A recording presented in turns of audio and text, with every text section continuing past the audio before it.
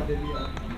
पता नहीं, वो सब तो बात है, तो हमसे ज़्यादा तो आप लोग को जानकारी होगा कि इस्तीफा दिए कि नहीं दिए। लेकिन जब टकराव की स्थिति उत्पन्न हो जाए और जब बात नहीं सुना जाए तो इस्तीफा से बेहतर कोई उपाय भी नहीं है।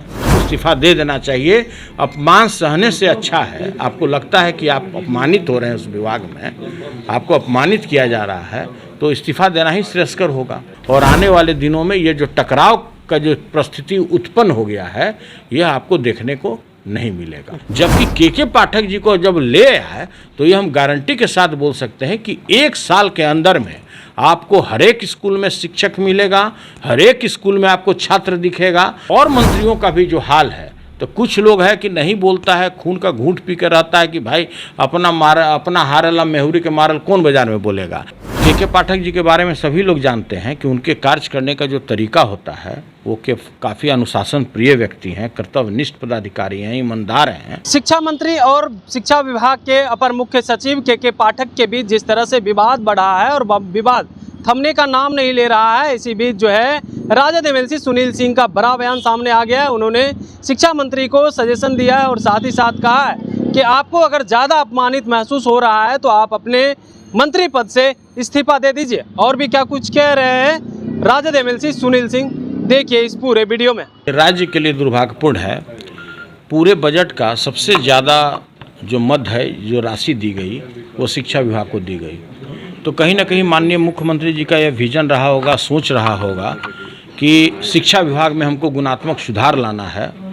जो अभी तक जो कार्य हो रहा है, पोशाक योजना हो, साइकिल योजना हो, इससे भी आगे हट करके आपने ये भी देखा होगा कि बहुत सारे जो जर्जर बिल्डिंग हैं उसमें भी काफ़ी गुणात्मक सुधार लाया गया, लेकिन अभी भी कहीं ना कहीं उसमें ज़रूरत था सुधार का। तो इसलिए के पाठक जी को प्रधान सचिव बनाया गया।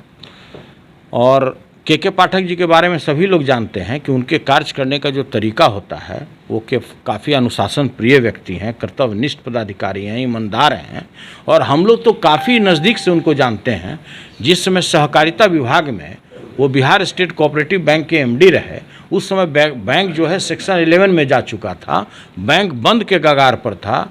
जो बिहार में 22 सेंट्रल कोऑपरेटिव बैंक है वो बंद के कगार पर था। अगर के पाठक नहीं होते तो शायद आज वो बैंक रिवाइव नहीं होता, और बैंक रिवाइव ही नहीं हुआ, आज वो प्रॉफिट में है। तो इसका 100% अगर एक व्यक्ति को श्रेय जाता है तो वो के पाठक जी को जाता है।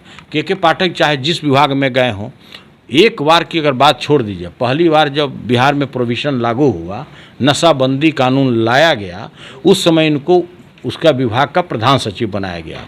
लेकिन एक ऐसे व्यक्ति के हाथ में गिरबान डाल दिए कि उनको बहुत बेआबरू होकर उस पद से हटना पड़ा। उस जिला के जो मुखिया थे उनको कहीं नागवार गुजरा होगा कि भाई आप कैसे ही कर दिए। तो उसके अंदरूनी में भी क्या कहानी है उसके हम गहराई में नहीं जाना चाहते हैं। लेकिन हम इतना ही कहना चाहते हैं कि प्रत्येक राज्य सरकार, अगर पूरे भारत में 29 स्टेट है, तो हर एक मुख्यमंत्री वेपन्स के रूप में उपयोग करती है अनेक इस तरह के कर्तव्यनिष्ठ पदाधिकारियों को। केवल उपयोग करती है कि भाई इनका हम वेपन्स के रूप में। आपने देखा भी होगा कि जिस समय बिस्कोमान में हमारा और माननीय मुख्यमंत्री जी के बीच में 36 का आंकड़ा था, भारत पाकिस्तान वाला रिश्ता था, उस समय हमको भी सैंतने के लिए के उनको लाया गया, सी के अनिल जी को। और सी के अनिल जी को जब ऐसा महसूस हुआ कि राज्य सरकार हमको वेपन्स के रूप में गलत तरीके से उपयोग कर रही है, तो हमारे वो जिगरी दोस्त हो गए। तो ये तो एक अलग बात है। लेकिन जहाँ तक ये सवाल है कि कहीं ना कहीं हमारे जो शिक्षा मंत्री जी हैं, क्या अंदरूनी बात रहा है, इनका भी विजन है, इनका भी काफ़ी दिनों का अनुभव है। लेकिन लोगों ने देखा कि इधर जो पिछला सत्र चला वो मेन मुद्दा से हट करके रामायण महाभारत पर आ गए। रामायण महाभारत का किताब लेकर के घूमने लगे, जो किसी भी विधायक, किसी भी एमएलसी को सही नहीं लगता था। तो जब हम लोग को सही नहीं लग रहा था तो माननीय मुख्यमंत्री जी को कैसे सही लगता। तो हमको ऐसा लगता है, मेरा व्यक्तिगत अभिव्यक्ति है कि माननीय मुख्यमंत्री जी उनको सैंतने के लिए के पाठक जी को उस विभाग में लाए। जबकि के पाठक जी को जब ले आए तो ये हम गारंटी के साथ बोल सकते हैं कि 1 साल के अंदर में आपको हर एक स्कूल में शिक्षक मिलेगा, हर एक स्कूल में आपको छात्र दिखेगा। तो वो तो एक अलग सुधार होगा। लेकिन जिस तरह से और मंत्रियों का भी जो हाल है तो कुछ लोग है कि नहीं बोलता है, खून का घूंट पी कर रहता है कि भाई अपना हारला मेहुरी के मारल कौन बाजार में बोलेगा। लेकिन ये मंत्री जी का बात बाजार में आ गया, पीत पत्र युद्ध। तो देखिए, हमारा ये कहना है कि ये आपसी सहमति से सामंजस्य बैठा के माननीय मुख्यमंत्री जी आज इसमें पहल भी किए हैं। काफ़ी स्वागत योग्य बात है, बिहार के लिए संतोषजनक बात है कि भाई दोनों मंत्री जी को भी और प्रधान सचिव जी को भी बैठा करके इसमें निराकरण करने का उन्होंने प्रयास किया है। इसके लिए माननीय मुख्यमंत्री जी को हम लोग बधाई देते हैं और माननीय मुख्यमंत्री जी का जो पहल हुआ है काफ़ी बेहतरीन हुआ है। और आने वाले दिनों में ये जो टकराव का जो परिस्थिति उत्पन्न हो गया है, यह आपको देखने को नहीं मिलेगा। लगता है कि दोनों के वर्किंग स्टाइल में काफ़ी अंतर है, इसीलिए सामंजस्य नहीं बैठ पा रहा। हो सकता है, होता है ना कि हर एक पदाधिकारी का, हर एक मंत्री का कार्य करने का तरीका अलग होता है। अगर विभाग में अगर टोटल सभी बिहार में अगर 25 से 28 मंत्री होंगे तो सभी के कार्य करने का तरीका अलग होता है। जितने भी प्रधान सचिव होते हैं सभी लोगों का एक्ट करने का तरीका अलग होता है।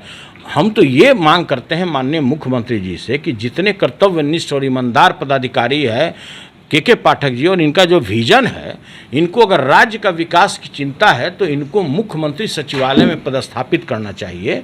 और मुख्यमंत्री अगर सचिवालय में अगर आप के पाठक जैसे ईमानदार पदाधिकारी को अगर आप पदस्थापित करिएगा तो प्रत्येक विभाग, अभी तो मात्र शिक्षा विभाग में सुधार लाएंगे ना, उसमें प्रत्येक जितने भी बिहार में आपके विभाग हैं सभी में गुणात्मक सुधार होगा, अनुशासन आएगा, आपको कर्तव्य, वहाँ का कर्तव्य जो भी काम होगा वो आपको नियमित आपको दिखेगा, हर एक काम धरातल पर दिखेगा। तो आपको अनेक प्रकार का जो कार्य है उनके लाने से ही आपका हल हो जाएगा। जानकारी मिली है कि शिक्षा मंत्री ने इस्तीफा दे दिया। पता नहीं, वो सब तो बात है, तो हमसे ज़्यादा तो आप लोग को जानकारी होगा कि इस्तीफा दिए कि नहीं दिए। लेकिन जब टकराव की स्थिति उत्पन्न हो जाए और जब बात नहीं सुना जाए तो इस्तीफा से बेहतर कोई उपाय भी नहीं है। इस्तीफा दे देना चाहिए। अपमान सहने से अच्छा है, आपको लगता है कि आप अपमानित हो रहे हैं, उस विभाग में आपको अपमानित किया जा रहा है, तो इस्तीफा देना ही श्रेयस्कर होगा। सुझाव दे रहे हैं कि इस तरह के भी हमारा अपना व्यक्तिगत सुझाव है, व्यक्तिगत सुझाव है।